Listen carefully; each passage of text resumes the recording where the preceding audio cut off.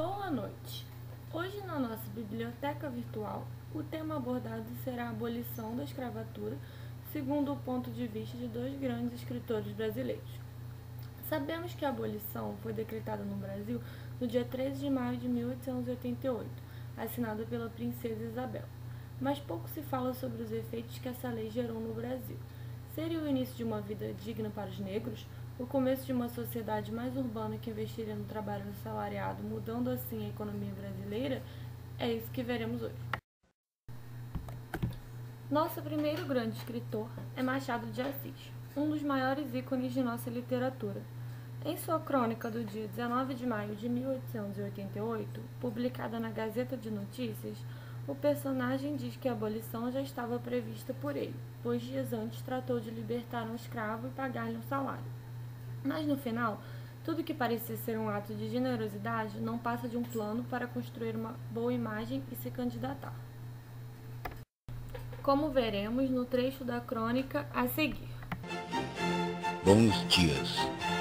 Eu pertenço a uma família de profetas pós-factum, depois do gato morto ou qualquer outro nome que queira, pois digo que toda a história desta lei de 13 de maio já estava por mim prevista.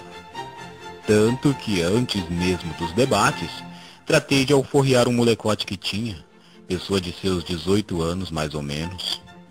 Alforriá-lo para mim não era nada.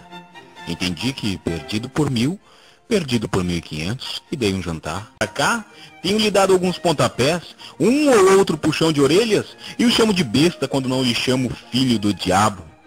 Coisas que ele recebe humildemente, e Deus me perdoe, creio que até alegre. Tracei um plano, quero ser deputado.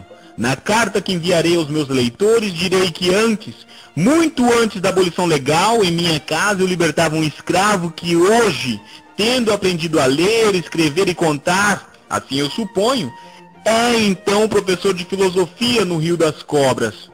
E por último direi que os homens puros, grandes e verdadeiramente políticos, não são os que obedecem à lei, mas aqueles que se antecipam a ela dizendo ao escravo, você é livre, antes mesmo que o digam os poderes públicos, sempre incapazes de restaurar a justiça na terra para a satisfação do céu. Boas noites. Já Sérgio Buarque de Holanda, nosso segundo escritor do dia, trata da abolição como uma herança cultural em seu livro Raízes do Brasil. Para ele, a abolição suprimiu de uma vez por todas a velha sociedade agrária, tratando de liquidar o passado escravocrata.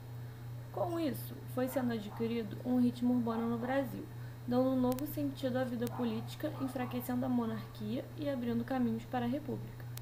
A verdade é que, sim, a abolição instaurou no Brasil uma sociedade mais moderna que buscava novos rumos de liberdade, trabalho, política e economia.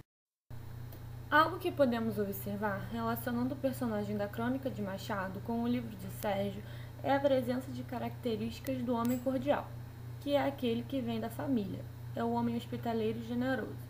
No entanto, sua polidez é apenas aparente, um disfarce que serve de defesa ante a sociedade, preservando a sensibilidade e emoções do indivíduo e mantendo sua supremacia perante o social.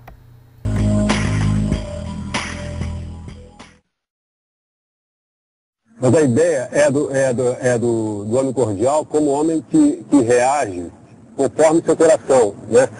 Capaz de, pro bem e pro mal, capaz de grandes fusões amorosas e capaz de inimizades até violentas. E o brasileiro tem um pouco essa característica, e acho que ainda tem, de levar tudo por esse lado, de ser incapaz, às vezes, de seguir uma hierarquia, de obedecer uma disciplina muito rígida. A vontade que ele tem de travar contatos amistosos, criar intimidade, encurtar distâncias, né?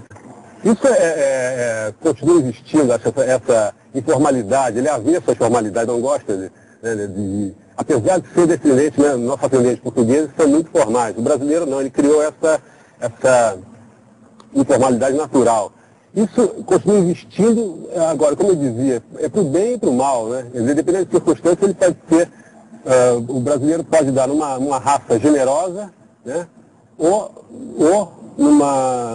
num povo até triste e amargurado. Hoje a sugestão de livro da biblioteca será A Economia em Machado de Assis, O Olhar Oblíquo do Acionista, de Gustavo Franco. Ele seleciona e comenta as crônicas de Machado de Assis que melhor representam acontecimentos importantes para a história econômica do país. E agora, um pequeno comentário do autor. Já Machado de Assis levou para as crônicas econômicas a ironia presente em seus principais contos e romances. Para Gustavo Franco, Machado tinha, em relação à economia, o mesmo olhar oblíquo que caracterizava uma de suas principais personagens, a Capitu, de Dom Casmurro. Machado nunca é assertivo, nunca é defensor de teses, nem polêmico. É sempre arrevezado, lateral, irônico. Tem um olhar sobre o que é moderno, que às vezes parece exaltar, às vezes criticar. Por conta disso é aberto, o leitor está sempre pensando no assunto. Ele é mais instigante nesse aspecto. Nossa biblioteca virtual chega ao fim. Até o próximo programa. Boa noite e boa leitura.